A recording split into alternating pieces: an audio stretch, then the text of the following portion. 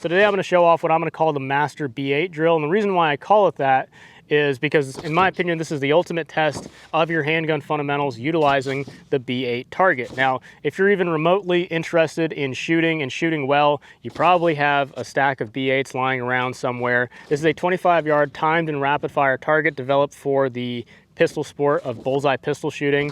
Now, the shape and size of these scoring rings were developed and finalized in the late 1930s to early 1940s, with a later revision, I believe, in the 1960s, adding an X-ring as a tiebreaker, and that'll come into play here in a little bit.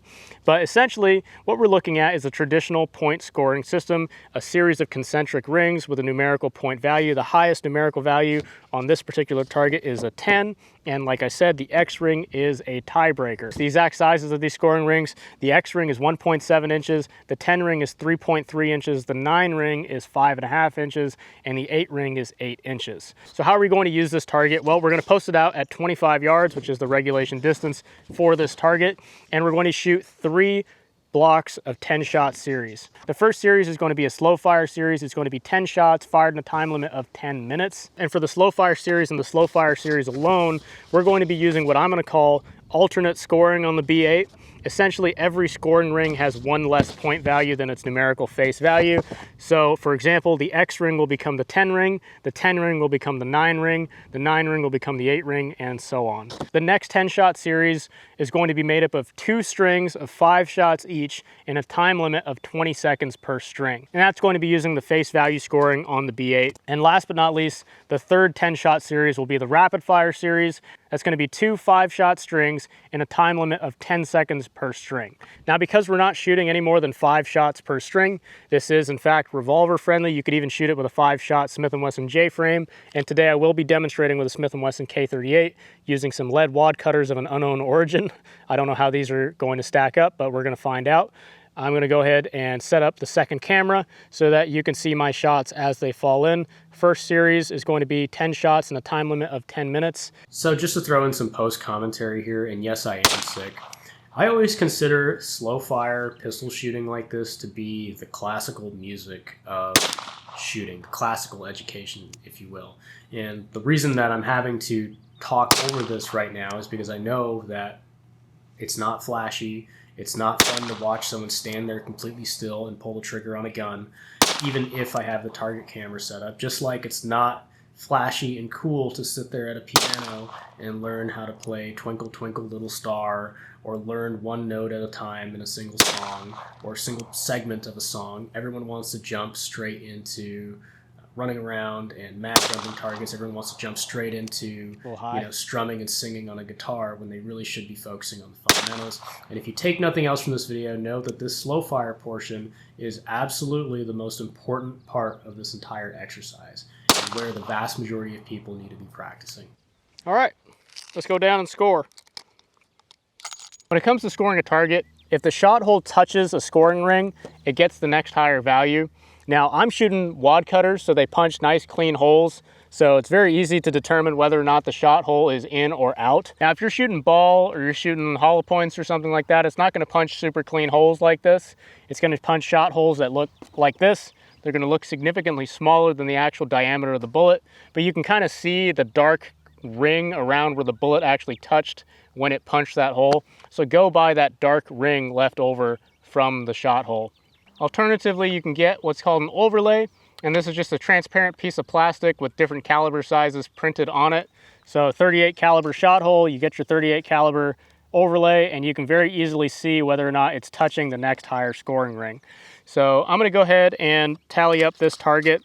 I've already determined that this shot hole here that looks like it's almost touching is actually out. And again, like I said, for the slow fire series, I'm going to be using an alternate scoring system. As you can see, I have the X ring crossed out and replaced with a 10, 10 ring crossed out, replaced with a 9, and so on. So it looks like I've got 2 10s, 1, 2, 3, 4 9s, and 1, 2, 3, 4 8s. Now, I find it easier to count backwards and just add up what I'm subtracting. So with an 8, I'm subtracting 2 for every single 8.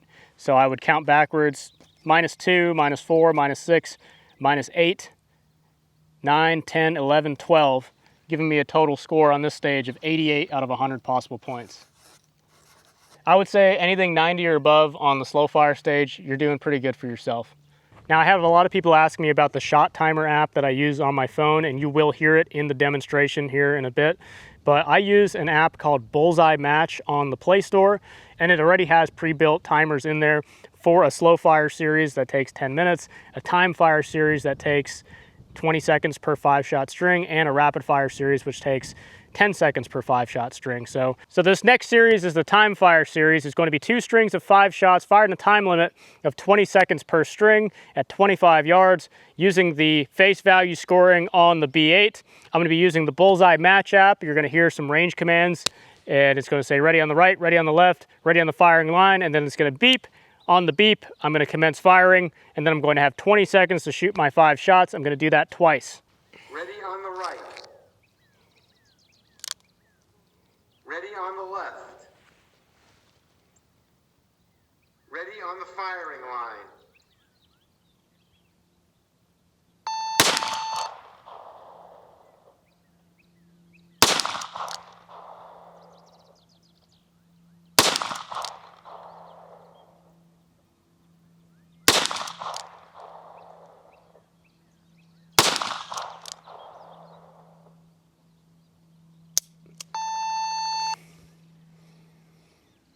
All right.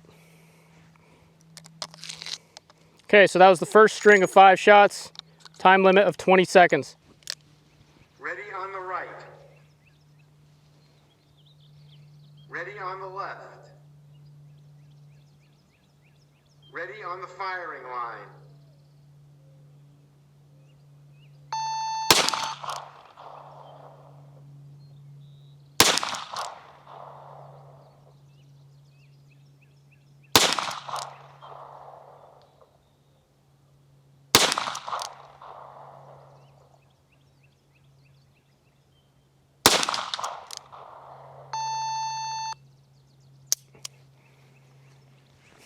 All right, let's go down and score it.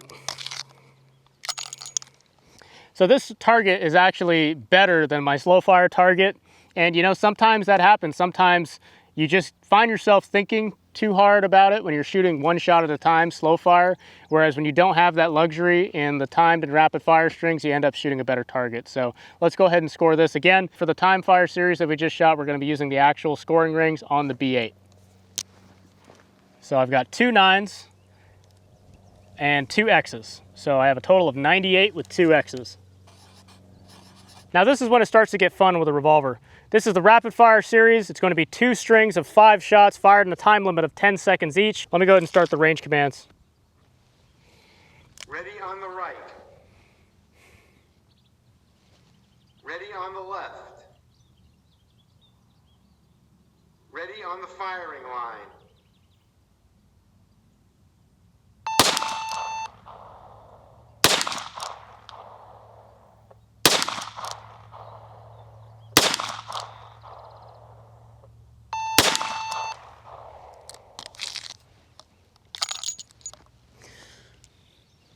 Ready on the right. Ready on the left. Ready on the firing line.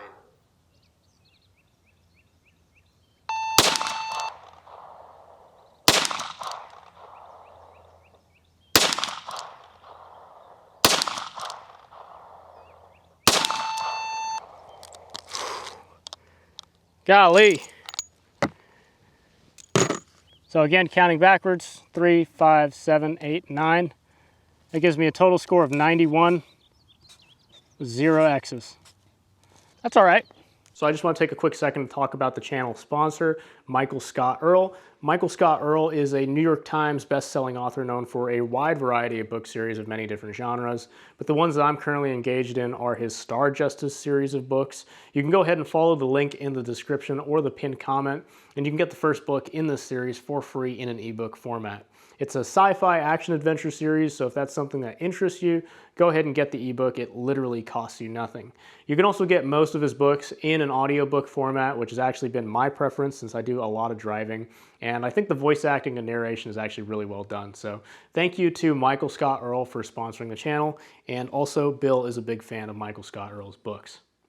All right, so here we have our final scores. The first target, the slow fire series, was an 88 out of 100. The next target, the time fire series, was a 98 with 2 X's. And the rapid fire series was a 91 with 0 X's. So that gave me a total score of 277 with 2 X's of a possible 300 points. So total score 277 out of 300. Well, what's a good score? Well, that's going to vary depending on person. For some people, just getting on the repair center and keeping them on the repair center is kind of where they're at. For some people, maybe with one hand they can't stay on the paper, but with 2 hands on the gun, it's a little bit more stable and they can stay on paper until they work up the proficiency to shoot it with 1 hand. And I think in order to score this properly, you really do have to shoot it with 1 hand. The other thing you can do if you're not on paper at 25 yards, pull the target closer towards you and just focus on keeping it all on paper and then keeping it all in the black. So with that said, I would consider anything above 285 to be mastery. I'd consider anything above 270 to be pretty good. And I would consider anything above 291 to be exceptionally good. 291 or above on this course of fire would mean that you're a very proficient handgun shooter. I think competency isn't so much about score as it would be about grouping. And I think if you can keep everything on the repair center at 25 yards under those conditions, 25 yards one-handed, then you have achieved competency with a pistol, in my opinion. Now, I wanted to shoot my revolver just to see where that ammo was at today, and frankly, because it's a little bit challenging, especially on that rapid fire portion, and my score of 277 out of 300 shows to me that clearly I haven't mastered that particular gun with that particular ammo, and I need to work on it. Now, at the end of the day, this is essentially just a national match course. If you've shot Bullseye before, you'll know what a national match course is. It's 10 shots slow fire, 10 shots time fire, 10 shots rapid fire.